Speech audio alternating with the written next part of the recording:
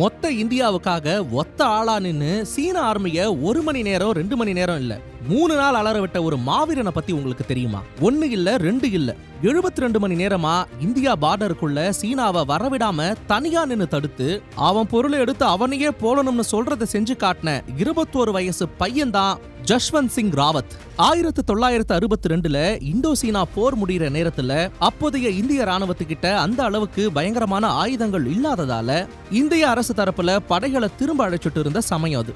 தோல்வியால இந்திய ராணுவ வீரர்கள் எல்லாரும் துவண்டு போய் தலைய தொங்க போட்டுட்டு ஜீர்ணிக்க முடியாம இருந்தப்ப கார்வால் ரைபிள்ஸ் படைப்பிரிவை சேர்ந்த ஜஷ்வந்த் சிங் ராவத் சீன பார்டருக்குள்ள தைரியமா போய் அங்கிருந்த சீன வீரர்களை கொன்னு அவங்களுடைய மிஷின்கன் ரக துப்பாக்கி ஆர்டிலரிய எடுத்துட்டு வந்து ஒத்த ஆளா 72 மணி நேரமா பார்டருக்குள்ளேயே அடியெடுத்து வைக்க விடாம சுமார் 300 சீன வீரர்களை வேட்டையாடி இருக்கார். இது தெரியாம சீன வீரர்கள் அங்க இருந்த லோக்கல் சப்ளையரை புடிச்சு கேட்கும் பொழுது அவர் சொன்ன பதில்ல ஒட்டுமொத்த சீன படையே ஆடி போச்சு.